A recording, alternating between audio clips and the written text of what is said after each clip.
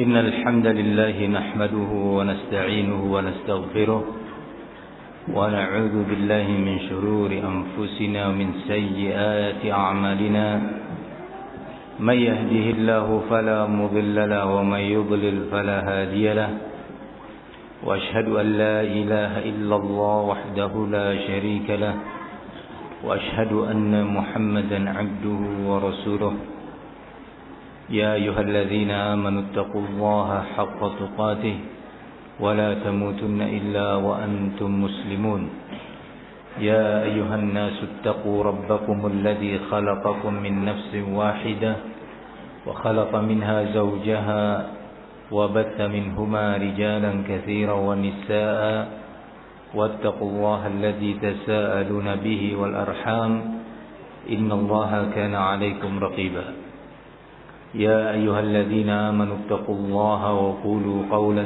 سديدا يصلح لكم أعمالكم ويغفر لكم ذنوبكم ومن يطع الله ورسوله فقد فاز فوزا عظيما أما بعد فإن أصدق الحديث كتاب الله وخير الهدي هدي محمد صلى الله عليه وسلم وشر الأمور محدثاتها فإن كل محدثة بدعة وكل بدعة ضلالة وكل ضلالة في النار.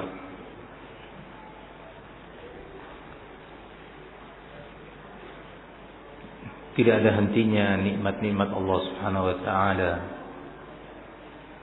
tercurahkan kepada kita. Tidak cukup waktu dan umur, tenaga dan pikiran kita untuk menghitungnya, apalagi menyebutkannya satu persatu.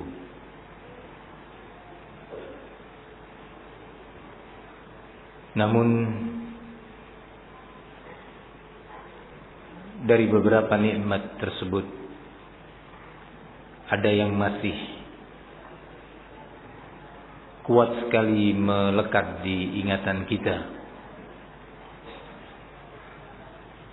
Dan sejauh tingkat keimanan seseorang dan sejauh pula keilmuan seseorang tentang Allah, tentang syariatnya, tentang kebesarannya,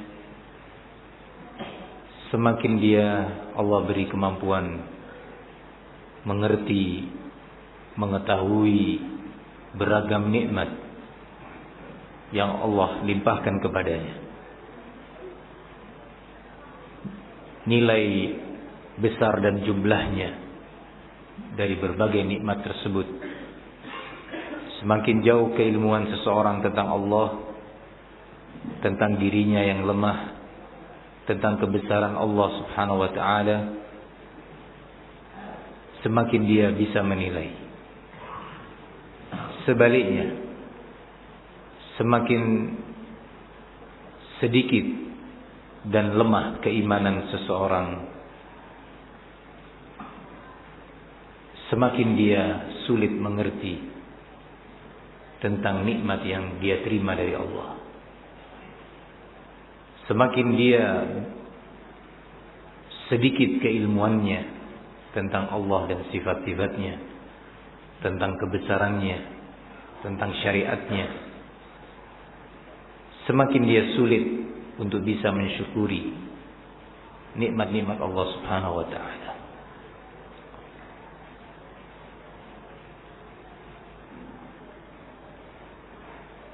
Syukur adalah bagian daripada ibadah yang pelaksanaannya untuk sampai pada tingkatan yang lebih sempurna dan lebih sempurna sangat ditentukan oleh ilmu, sangat ditentukan pula oleh iman.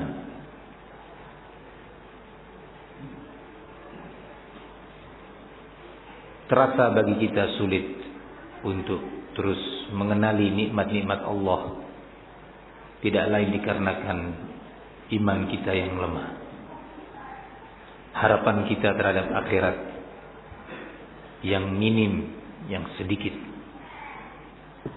lemahnya ilmu tentang Allah yang ada pada kita, membuat semakin kita sulit mensyukuri nikmat-nikmat Allah Subhanahu wa taala tersebut. Namun dalam kesempatan ini ada beberapa nikmat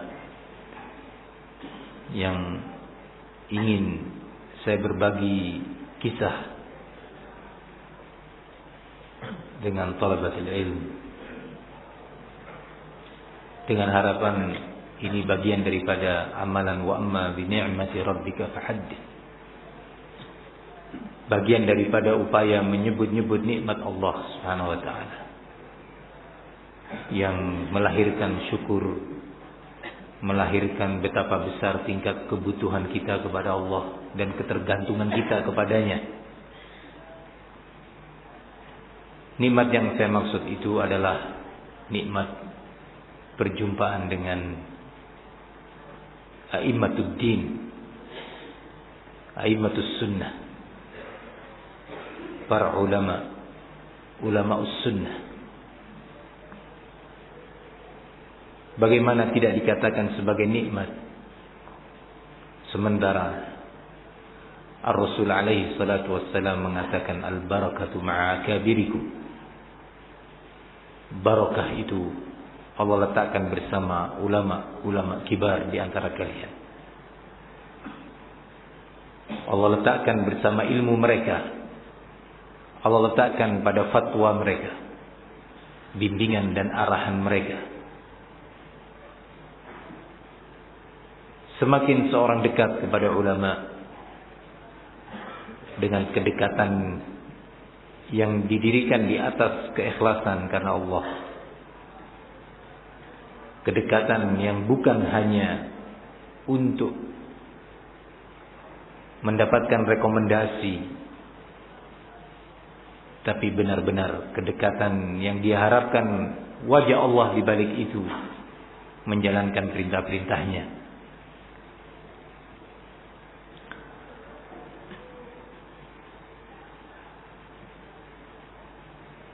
Dalam kesempatan umrah kemarin ini, saya bersama Al-Ustaz Raifi dan juga Al-Ustaz Hamzah diberi kesempatan oleh Allah berjumpa dengan dua masyayikh ahli sunnah setidaknya. Ala ra'sihim adalah Syekhuna al-Allamah Al-Mujahid Al-Murabbi Rabi' bin Hadi Al-Madkhali hafizahullah ta'ala. Melalui sebuah proses permohonan berjumpa dengan beliau mengizinkan kami untuk berjumpa di kediamannya pada hari Senin malam Selasa yang lalu.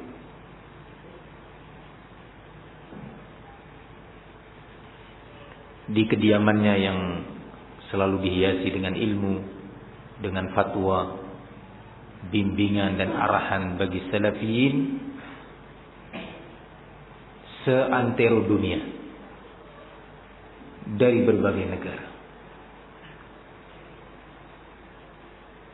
Kesempatan perjumpaan dengan beliau mengingatkan saya kepada beberapa hal penting, faidah penting yang mungkin bisa saya petik darinya untuk kita berbagi faidah.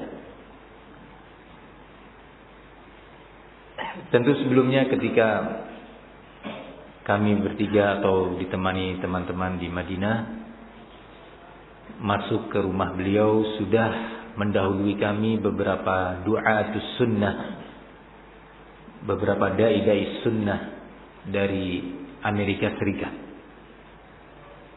yang sebagian mereka dahulu bersama-sama dengan saya ketika di Dammaj belajar kepada Syekhuna Al-Walid Muqbil bin Hadi Al-Wadi'i.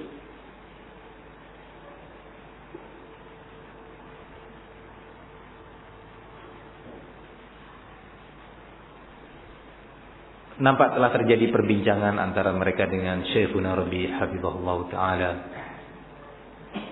Ketika kami masuk dan duduk di hadapan beliau, Sebagaimana biasanya beliau tidak bisa duduk di kursi seperti kita duduk. Tidak mampu untuk duduk lama.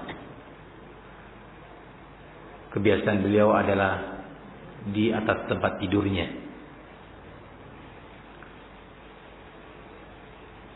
Tapi tidak layaknya orang yang sakit. Dan kondisi itu bukan kondisi orang yang sedang menjenguk saudara muslim yang sakit.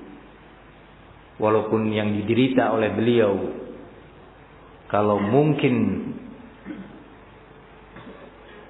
1/10 menimpa kita, 1/10 derita yang menimpa syekh menimpa kita, mungkin kita sudah tidak lagi belajar. Mungkin kita sudah lebih memilih duduk di depan ayah dan ibu untuk dirawat dan dimanja. Tapi tidak demikian syekhuna hafizahullah ta'ala dengan derita yang beliau rasakan. Di atas tempat tidur itu berkali-kali kami datang sejak masih di Mekah hingga sekarang di Madinah, tidak pernah kosong tempat tidur itu dari kitab-kitab yang tidak hanya sekedar kitab, tetapi di tengah-tengah halaman itu sudah ada tanda-tanda pembeda satu halaman dengan halaman berikutnya, yang menunjukkan beliau sedang membaca. Dan setiap selesai membaca, beliau mesti meletakkan alamat atau tanda posisi terakhir yang beliau baca. Saya melihat di beberapa tumpukan kitab yang ada di tempat tidur beliau, itu tidak ada yang kosong dari tanda-tanda kertas atau yang semisalnya.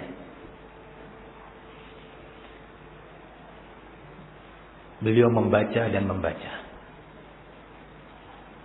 Ketika kami datang, Syekh menutup kitabnya, dan sebelum ditutup Syekh mencari sebuah kertas untuk diletakkan di posisi terakhir itu, kemudian beliau tutup. Begitu Syekh melihat ke wajah saya, Syekh teringat tentunya, dan ini salah satu kelebihan beliau. Salah satunya, Syekh menyatakan, "Ainal awraq ya Luqman?"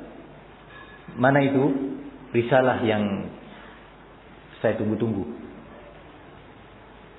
Langsung Syekh melihat wajah, ingat. Apa masalah ini? Problem dari Indonesia apa?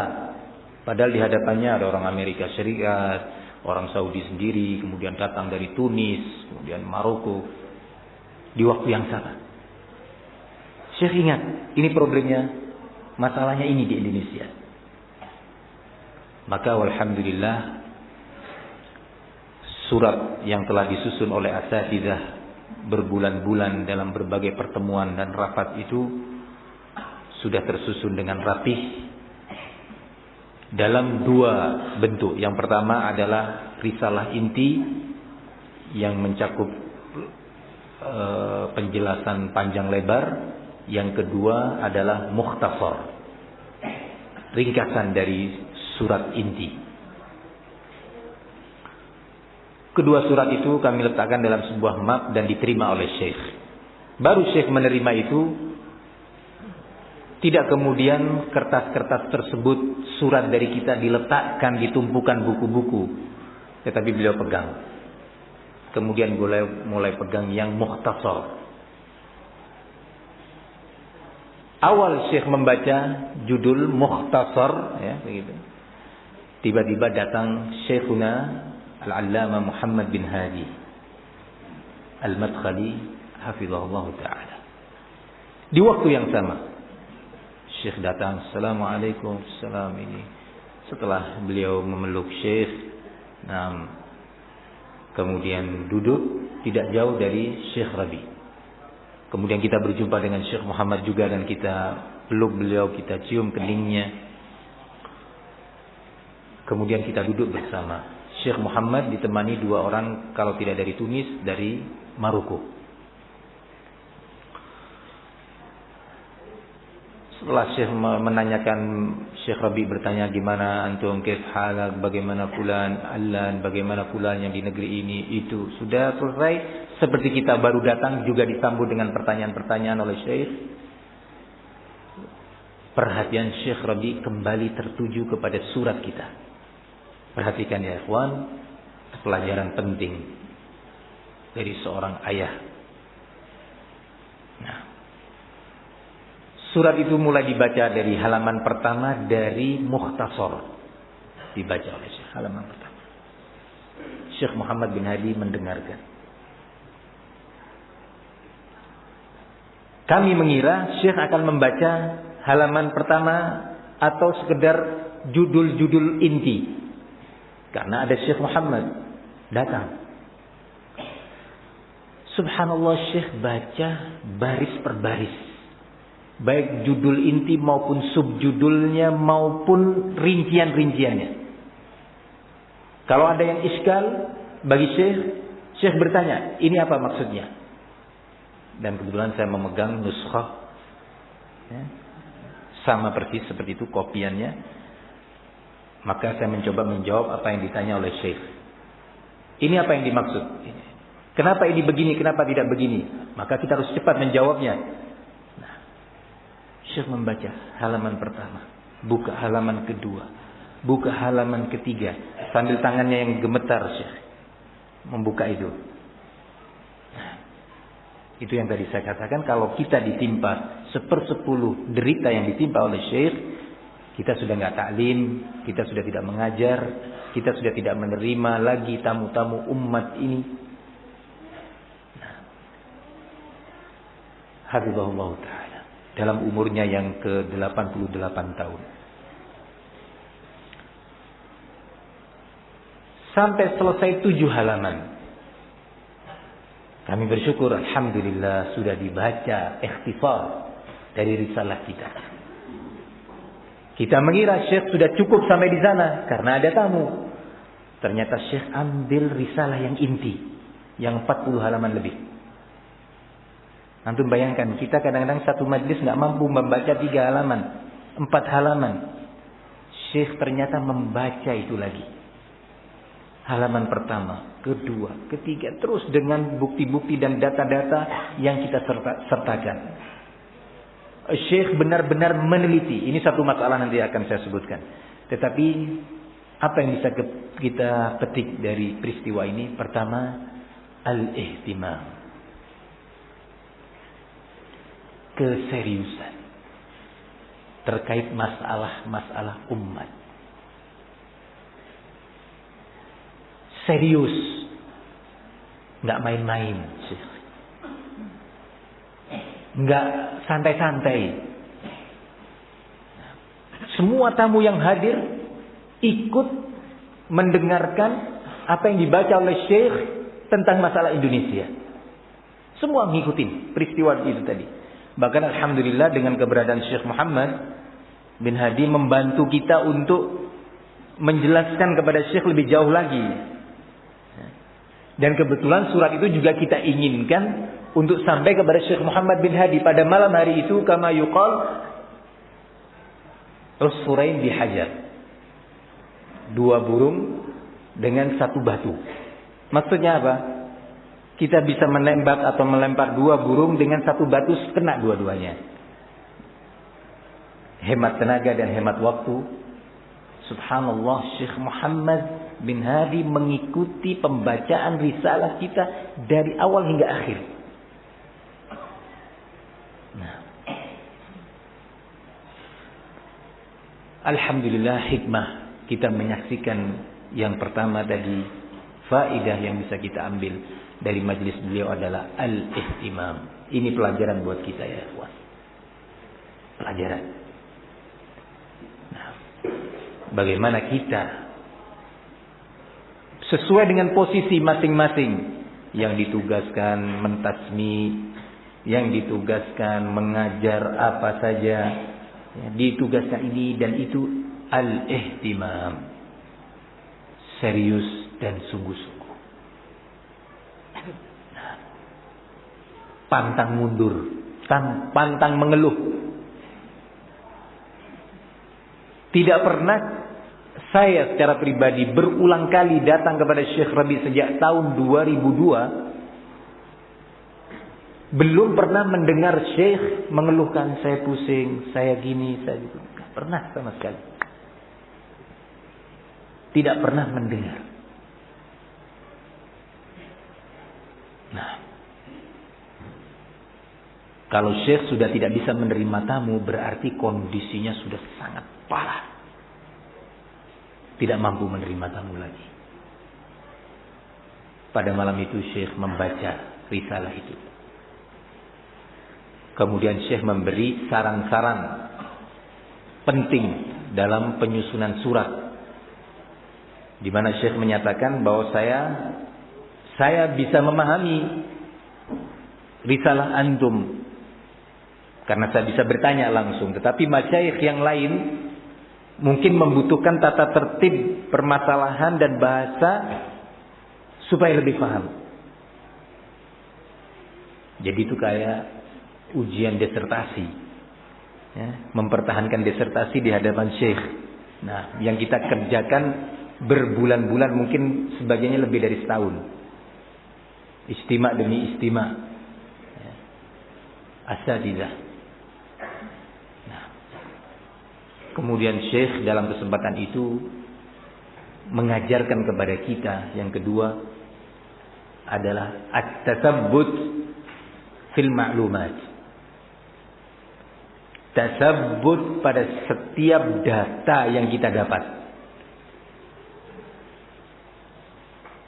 Ini antum mengatakan seperti ini, mana wasiqahnya, mana buktinya? Yang ini Syekh.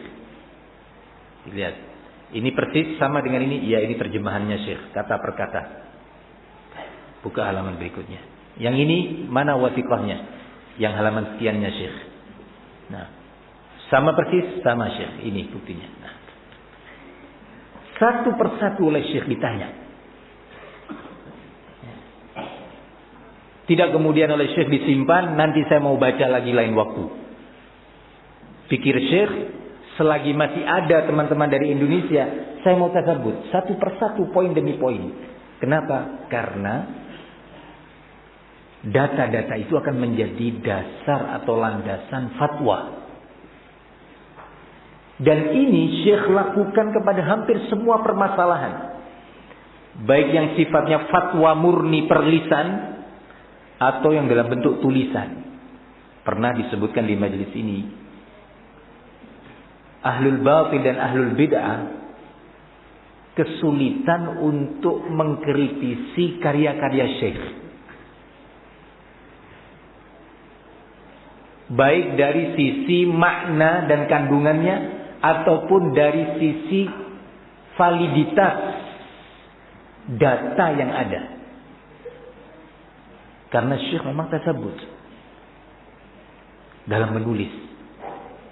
Kalau merujuk kepada sebuah kitab karya ulama atau tokoh yang mau dinukil dan dibantah kitabnya, Syekh tidak mencukupkan pada satu cetakan.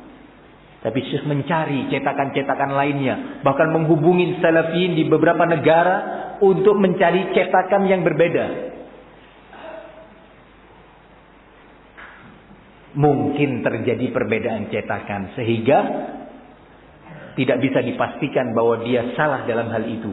Bisa saja ini terjadi hilangnya beberapa kata atau teks dari nuskhah yang ini ada dalam nuskhah yang lainnya. Sulit untuk mengkritisi karya Syekh karena memang tasabbutnya.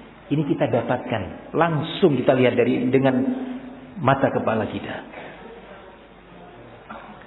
Pelajaran kedua dari majelis Syekh Rabi adalah at-tasabbut. Yang ketiga,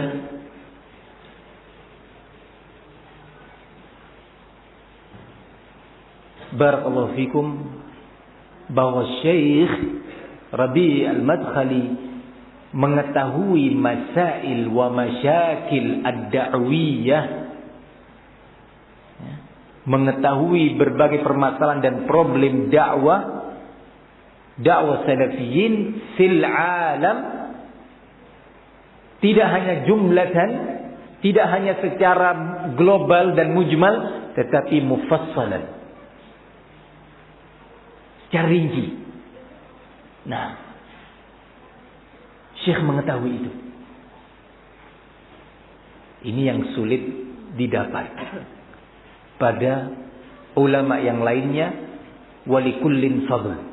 Pada masing-masingnya ada nilai keutamaan pada masing-masing ulama tersebut. Tapi yang ada pada Syekh Rabi yang seperti ini, kita belum mendapati ada pada ulama lainnya di masa ini. Kita tidak pernah mengetahuinya ada pada ulama lain seperti yang ada pada Syekh. Mungkin fulan kuat dalam ilmu usuli, fikih dalam bidang fikih, tapi dia nggak punya kesempatan untuk duduk dengan salafiyin, menerima salafiyin dengan berbagai problemnya dan mengeluhkan rinci permasalahan demi permasalahan yang terjadi di daerahnya. Sebagian masyayikh nggak punya waktu atau nggak bisa sabar melayani itu, tapi Syekh melayani satu persatu. Nah, di tengah kesibukannya, kalau orang datang kepada Syekh Rabi, menyaksikan dan melihat langsung tamu-tamunya yang beragam daerahnya dan suku bangsanya, beragam pula problem-problemnya, Syekh duduk dengan ini, duduk dengan itu, menjawab ini, menjawab itu, seolah-olah orang punya kesimpulan, Syekh Rabi ini nggak ada ilmunya kecuali menanganin problem salafiyin saja. Ternyata tidak demikian. Antum melihat karya-karya Syekh Rabi. Baru beberapa hari yang lalu kebetulan saya melihat dan membaca tulisan Syekh Rabi yang membantah pendapat bahwa setelah ruku bersedekap lagi. Pendapat yang dipilih oleh Syekh bin Baz dan oleh Utsaimin. Syekh Rabi punya karya membantah pendapat itu baik dari sisi makna hadis dan riwayat-riwayat hadis. Jama'a baina ilm al-fiqh wa ilm riwayah. Nah, subhanallah. Kita saat ini sudah membaca beberapa karya ulama di bidang ini, tapi ana secara pribadi baru sekali itu mendapatkan tulisan yang kokoh baik secara maknanya maupun secara periwayatannya. Syekh Rabi masih sempat yang seperti itu. Mungkin mahasiswa yang akan meraih gelar doktor nggak mampu menulis seperti itu, nggak mampu. Subhanallah, Syekhna Rabi hafizahullah taala. Pernah saya menghadiri majlis beliau pada tahun 2008, sedang mengoreksi ulang tahqiq beliau terhadap kitab An-Nukat li Ibn Salah.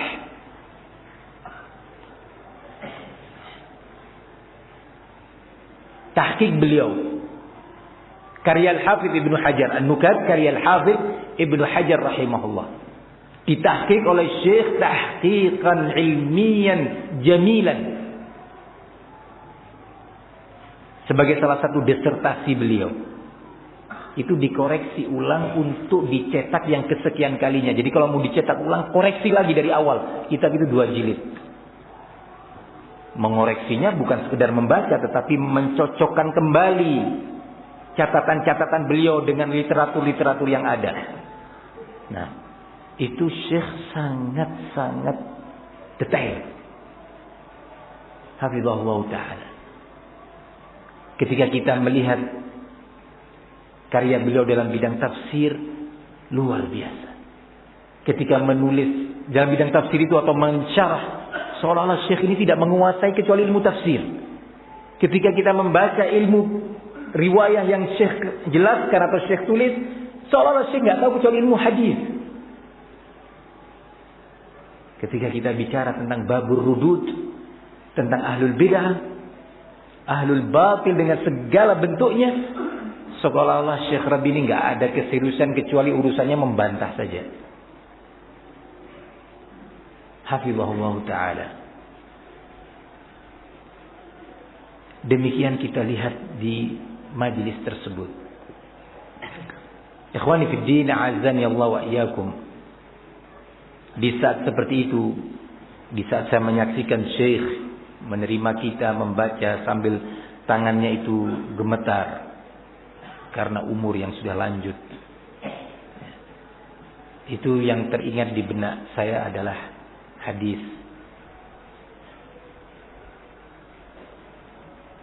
Innallaha la yaqbidul ilma intiza'an min suduril ibad walakin biqabdil ulama.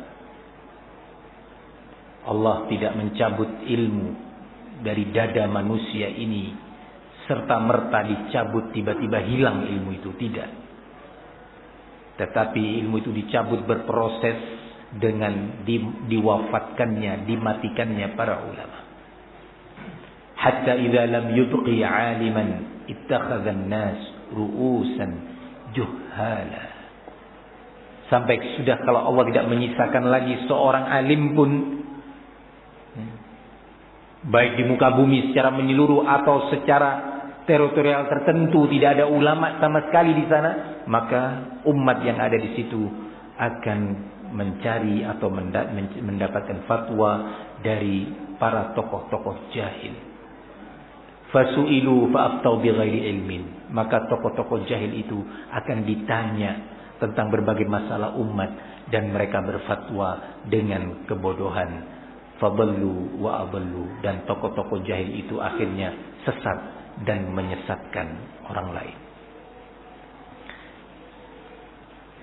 Ketika kita fitnah demi fitnah terjadi, tampil nama besar ini, Al-Allamah Rabi bin Hadi Al-Madkhali, fitnah Al-Qutbiyah. Beliau tampil terdepan.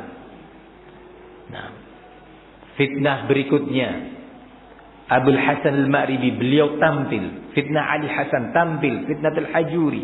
Bahkan di sekitar itu, ya, fitan-fitan seperti Al-Mulaybari, kemudian fitnah Abdul Latif Bashmail, dan yang lainnya. Syekh Rabi tampil bukan sekedar fatwa dalam bentuk muhadharah,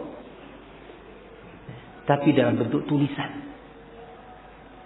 Nah, dalam bentuk tulisan.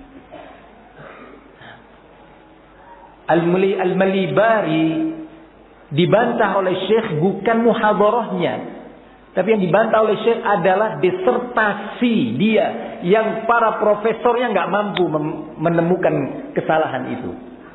Para profesor, dosen penguji itu tidak mampu menemukan kesalahan tersebut. Syekh Rabi tampil menemukan kesalahan-kesalahan fatal yang dihembuskan oleh Al-Malibari, syubhat-syubhat yang membahayakan, dibantah dalam sebuah karya ilmiah, bukan muhadharah. Muhadharah gampang, tapi menulis, barakallahu fikum, itu perkara yang berat.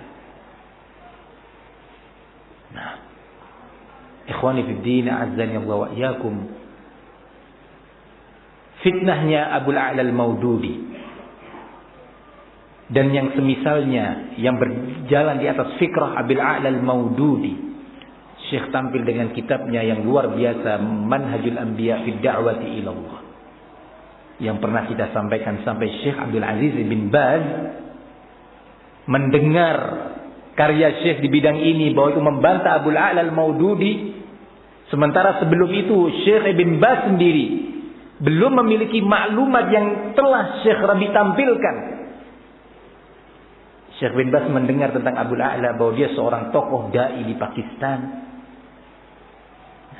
Ketika Syekh bin Baz mendengar bahwa Syekh Rabi memiliki karya ilmiah membantah Abul A'la Al-Maududi, Syekh bin Baz menulis surat kepada Syekh Rabi memohon untuk dikirimkan satu nuskha karya Syekh bantahannya terhadap Abul A'la Al-Maududi. Di samping kita mendapatkan pelajaran ketawadhuan Syekh bin Baz dalam hal ini rahimahullah, juga kita mengetahui yang kedua kedudukan Syekh Rabi dan karyanya. Yang ketiga, ulama itu yastafid ba'duhum min ba'd. ulama itu mengambil faedah ilmiah yang satu dari yang lainnya. Tidak kemudian kita mengatakan apa itu Syekh Rabi membantah Abu La'la sementara Syekh bin Baz tidak membantahnya. Ulama kibar belum membantah, bukan demikian. Dilihat hujahnya. Kalau hujahnya sesuai dengan Quran was sunnah dan bisa dipertanggungjawabkan secara realitanya, syariat kita mengajarkan wajib diterima. Nah, sekarang ini muncul syubhat. Bagaimana Syekh Shalih Al-Fauzan mengunjungi A'idul Qarni. Syubhat. Sebelumnya mengunjungi fulan dan illan. Ini menunjukkan bahwa Syekh Al-Fauzan merekomendasi bahwa yang mentahzir atau jamaah tahzir itu memang mutasyaddid.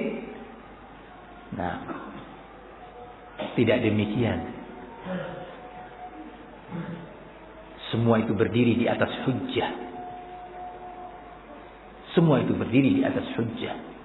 Ini pembahasan membutuhkan waktu tersendiri. Namun yang ingin saya tekankan di sini bahwa al-ulama itu yastafidu ba'duhum min ba'd. Sebahagian mereka mengambil faidah ilmu atau fatwa atau catatan dan data dari ulama yang lainnya. Ini satu hal yang penting ya ikhwan. Fima bainana, di antara kita. Nah.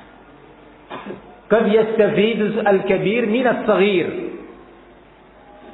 wal mutaqaddim min al-mutaakhir.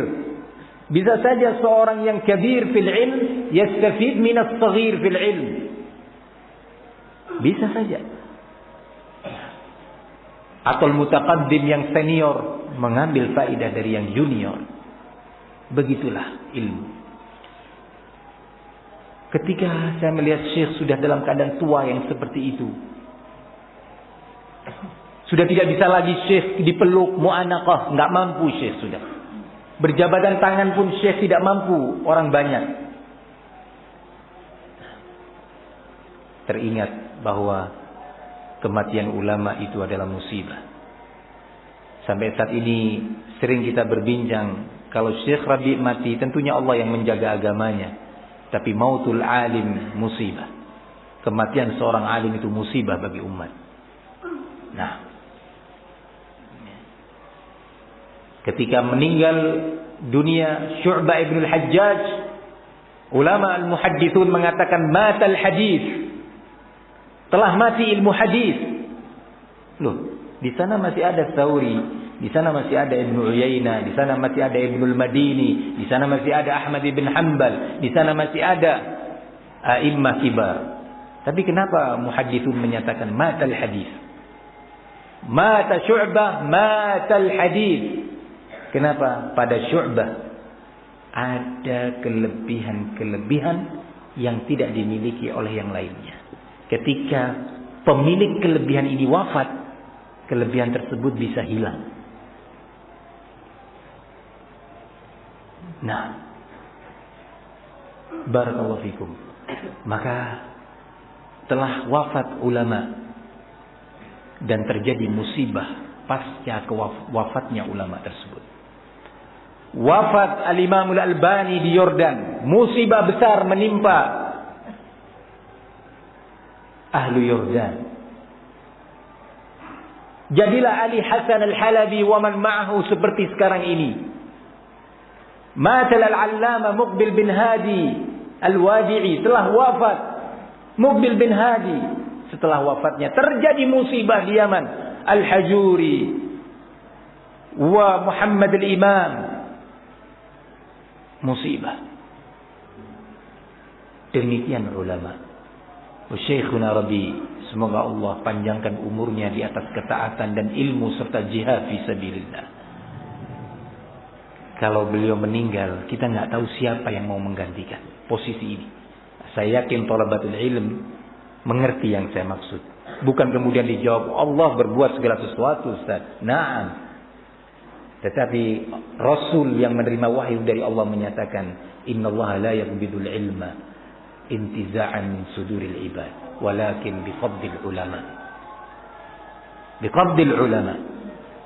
Nah, barakallahu fikum. Maka dari itu, kita sekarang masih dalam nikmat. Masih bisa mengadu kepada syekh, menyampaikan problem-problem dakwah. Kalau syekh wafat, nggak tahu kita mau kemana. Fitnah apa yang akan terjadi dalam dakwah ini? Sekarang ini nampak ada pihak-pihak yang belum berani berbicara karena Syekh Rabi masih hidup. Sebagaimana dahulu di Yaman, banyak pihak-pihak yang tidak berani berbicara karena Syekh Muqbil masih hidup. Ketika Syekh Muqbil wafat, subhanallah, terucap dari lisan sebagian mereka, qad zahaba zamanul khawf. Telah hilang zaman ketakutan yang selama ini kita takut berbicara. Bermanhajnya itu bukan ikhlas karena Allah. Nah, sehingga kematian ulama jadi musibah bagi dia, bagi dia menjadi pintu gerbang fitnah. Maka dari itu, ambil pelajarannya ikhwan, banyak berdoa kepada Allah, banyak luju kembali kepada Allah Subhanahu wa taala meminta perlindungan, dan ikhlaskan niat kepada Allah pada setiap ucapan dan perbuatan kita, pada setiap manhaj dan dakwah kita, dalam talabul ilmi dan ta'awun kita. Wallahu ta'ala alam bis-shawab. Wa sallallahu wa sallam wa barak ala nabiyyina Muhammad wa ala alihi wa sahbihi wa sallam, walhamdulillahi rabbil alamin.